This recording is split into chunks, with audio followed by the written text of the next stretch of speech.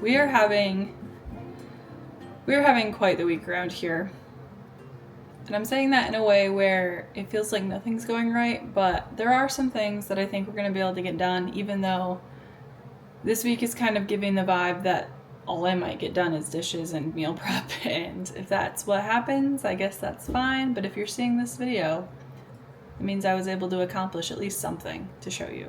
I realized that I lied to you last week and said that I was done with canning, and I'm not. I am for the most part. Everything else that I plan on canning this year is simple stuff, and it's more just so that I don't have empty jars. I realized over the last few years that we use things in smaller amounts than quarts. So the reason I had to buy any jars this year is because I needed more small jars, like pints and half pints, and even the tiny little quarter cup ones. And I have a lot of quarts. So I didn't do as much fruit this year, which is a lot of what we use quarts for like applesauce and peaches and whatnot. But I also like to use them for broth and for baked beans and what's the other word? Refried beans. So these are going to turn into refried beans. They'll get mashed after, like they'll get mashed when we go to eat them, so they're safe to can like this with just the spices. But I thought I had more beans than I do. So I only have enough of these for 3 jars, so I am going to do a combo canner batch tomorrow of baked beans and refried beans. But the baked beans need to soak, so I just gently set lids on these and they'll have to wait till tomorrow. So I need to order some more pinto beans to restock, but that's okay. This isn't like 100% necessary thing. I usually make refried beans and baked beans fresh whenever we're going to eat them. It's also nice just to have them in jars to make those meal preps even quicker. So I guess we're gonna flash forward to tomorrow when I'm actually canning these. Okay, movie magic has happened and it is the next day. Sorry if you can hear my dishwasher. I just did dishes so that I had an empty sink to do this in. The beans have soaked. You can see they're taking up a lot more space than they were yesterday. We're gonna drain and rinse these in a colander. And we're gonna get them on the stove for just a little bit.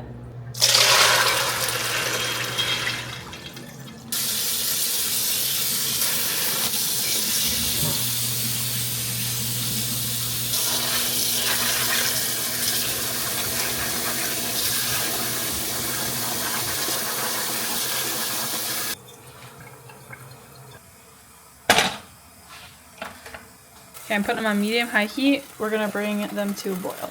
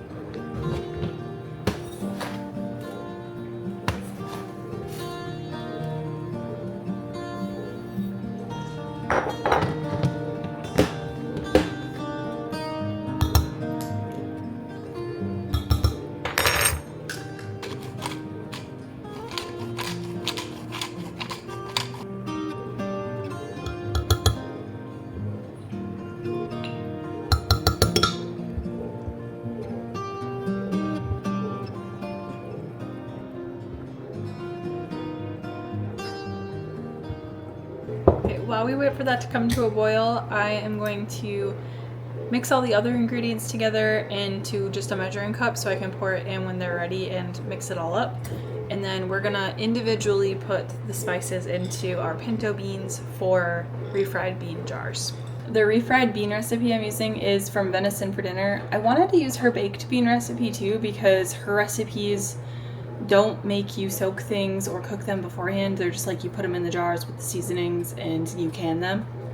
But I couldn't find her baked bean recipe that's for pressure canning like that. So if you know where that is, let me know because I can't find it. I looked in all of her story highlights on Instagram, her website, just like all over the place. I have all of her ebooks. I can't find it. But I'm gonna use the refried bean one, and then I also am just using a random pressure canning recipe for the baked beans. That's why those are a little bit of a different process than the refried ones.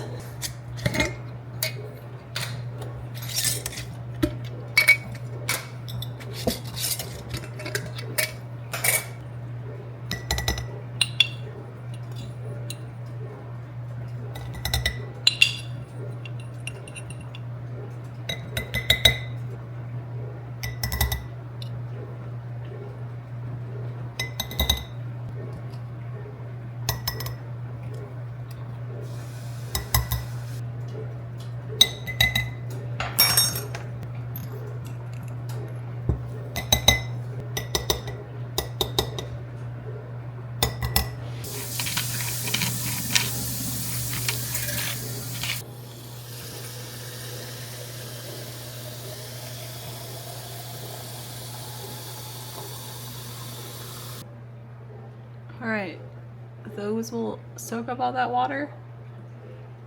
I gotta clean their rim and put lids on.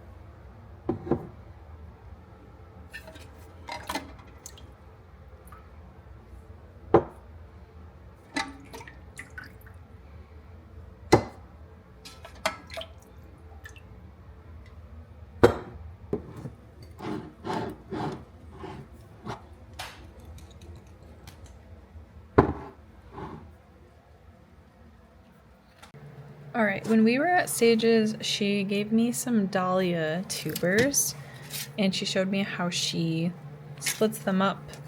These were all from one big tuber. It was massive.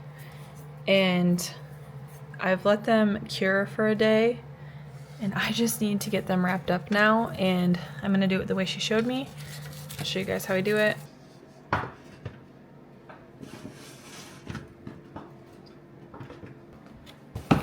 So all of the ones here are from one tuber, like I said, and it was a mystery. She said she volunteered in her garden and she doesn't know the variety, but it's like a medium pink color. We have a light pink cactus right here, and then these ones, the really long ones, they look kind of like bananas, are Penhill watermelon. I'm thinking in my little soap giveaway, I might do just like a whole little holiday gift situation and include a dahlia tuber in there and maybe a couple other things too, just to make it extra fun and festive. I'm just gonna take these and wrap them up.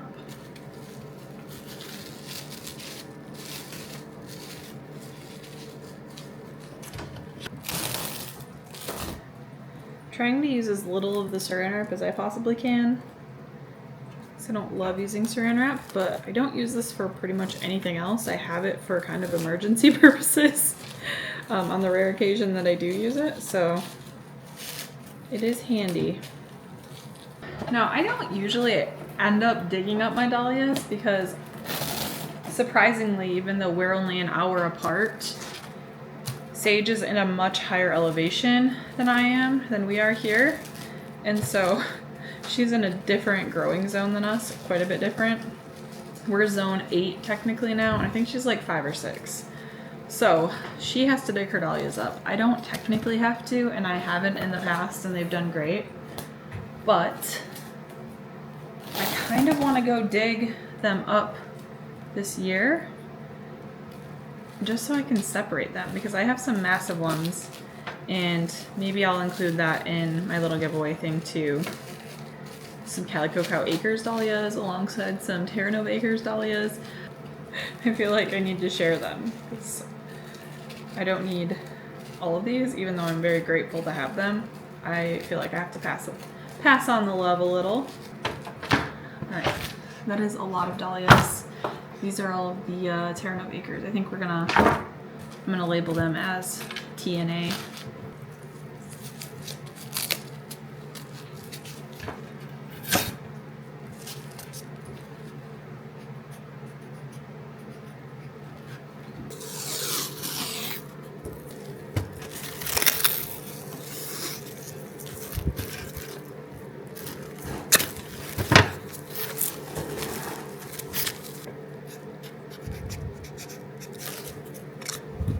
Alright, so I am gonna put these in some sort of crate or box and just keep them in my laundry room. Our laundry room is not heated or cooled or anything. It's not air conditioned whatsoever. And so it does get really cold out there, but it doesn't usually freeze out there. So as long as I put these in a box and set some, I might put like a towel around them or something as like insulation, they should be fine out there. And then they're not in my hair, the cats can't mess with them, and I'm not gonna forget about them in the basement. So that is my plan. And we'll just have to check these periodically, make sure nobody's molding, and if they are, we'll just toss them, compost them. But yeah, all done.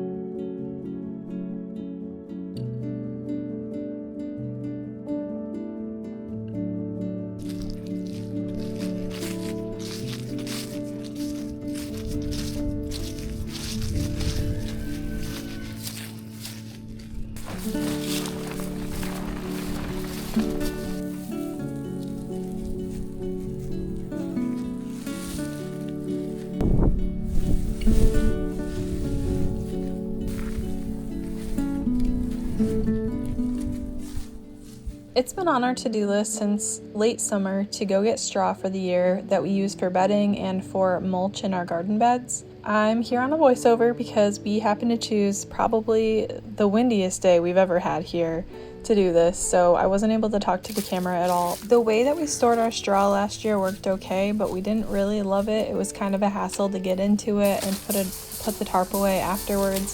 So we wanted to create a little structure that was going to be easier for us to get into and grab the straw when we need it.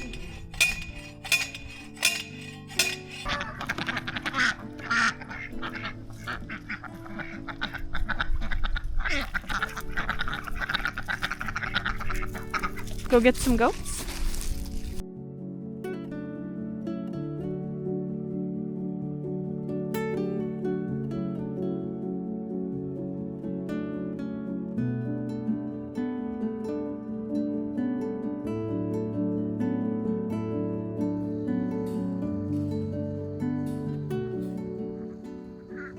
So we're using some tarps that we already had currently. We'll probably upgrade them in the future and actually put weather protection on the sides as well.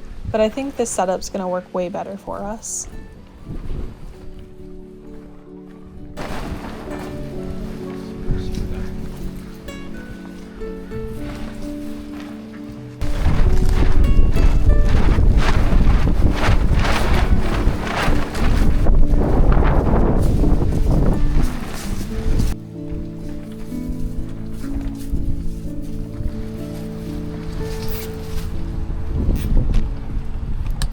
We still had some straw left over from last year, but I needed the pallets that were under it.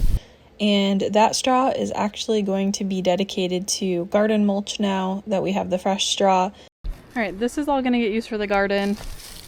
I need to move these over to the new little tunnel thing for them, their storage area.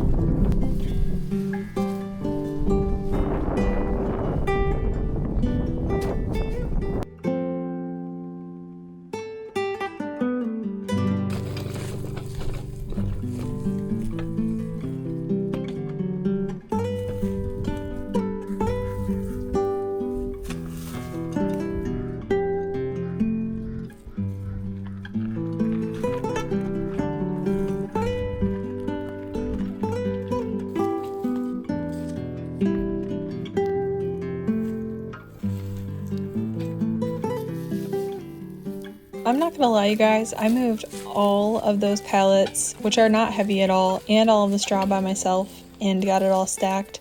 I was so dang tired after that. I can't believe I managed to do that all on my own, but Billy was working on something else that I'm going to show you in a little bit. So either way, I'm glad we got the job done.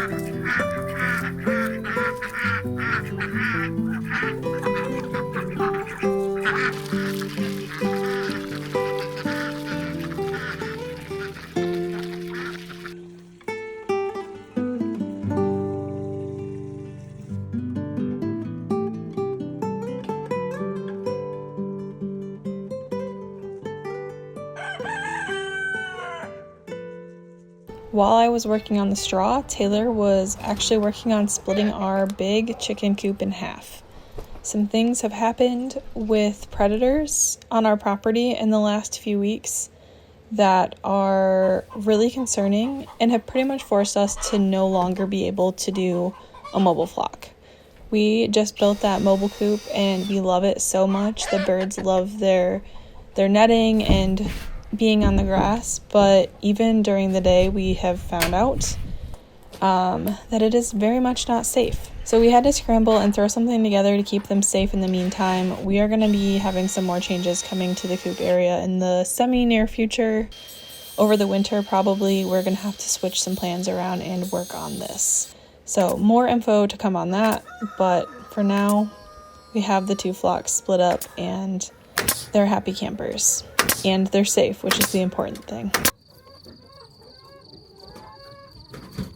You guys gonna go to bed?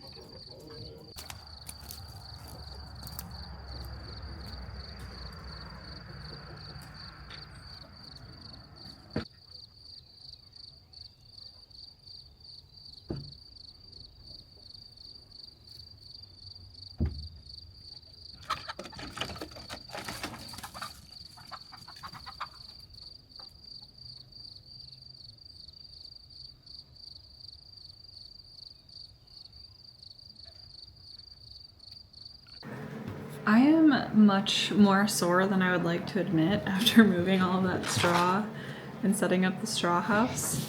But now, since we're done with most of our canning for the year, and it's just little bits and pieces of food preservation as I feel like it, pulling things out of the freezer, I'm gonna start working on some holiday presents for friends.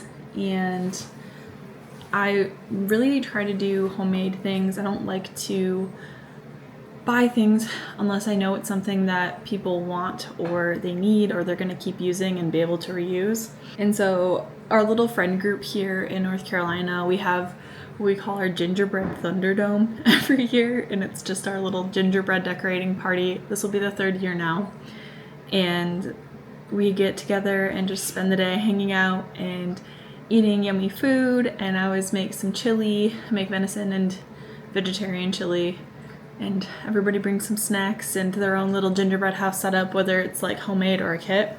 Anyways, we have a blast every time, and it's really nice to just spend a whole day hanging out together around the holidays. And we usually have some little presents to give each other. Last year I did a couple different versions of homemade granola and a couple other things, but I can't, homemade candles and maybe 1 or 2 more things. I can't quite remember. But this year I decided I'm gonna make some homemade hand-sewn ornaments because it sounded like a fun project to sit by the fire and be cozy at night and just chill while I make these. So I have a couple of weeks before our gingerbread party. I'm gonna start working on these now. I printed out some patterns for these ornaments. We're gonna do a couple of sheep. I'm doing animals that our friends have or just they really like. So I have a kitty. I don't know if you'll be able to see these. I have a chicken. And those are all from Ann Wood Handmade, the patterns. They're free from Pinterest. I can try and link them. And then one of our other friends doesn't have any farm animals, but she really likes runner ducks, just like we do. So I'm gonna try and make some runner duck ornaments. I have a couple different sizes printed just to kind of DIY my own pattern for that. We'll see how that goes. And then I'm also gonna be sewing a little stuffed kitty that's bigger. It's more of like a stuffed animal situation. It's just a bigger version of that ornament sized cat one that I already showed you. One of our best friends, our old roommates in Michigan, is having his first baby with his wife in like a month. So I'm gonna be making them a little kitty for her nursery. And I'm also gonna be embroidering these overalls for them with some kitties on them. They have 4 kitties, and I'm gonna try and do different, like the cats in different positions on here. And I think it'll be really cute, just kind of try and make them look like they're cats. So these are some vintage fabric scraps from an estate sale. that I found, and they aren't huge. They're plenty for what we're gonna need. There'll probably be quite a bit extra of them. They're all different sizes, but there's plenty of fabric to make these ornaments. Maybe I'll be able to make more in the future, but I just love them so much. They're all dainty florals for the most part. I think there's only 2 that aren't. And how cool is it that these ornaments will be made out of vintage fabric, like vintage thrifted fabric? I just think that's so cool. It's a tiny little piece. I love this one.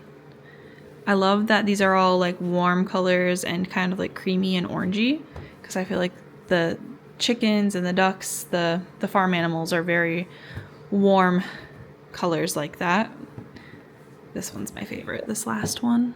So those are all the vintage ones, and then I have some extra fabric that I already had. I'm gonna use this one for the big kitty for our friend's baby's nursery, and then I might use some of that. I have some cute little farm fabric. We'll see, those might get used, maybe not. I might wrap them around some jars as jar toppers for giving canned goods away too. I'm really excited to make these. I think it'll be a good little evening activity for me where I can still sit and chill, but also feel like I'm doing something productive. So I'm gonna cut out the patterns tonight at the very least, and maybe I'll get started on the first one.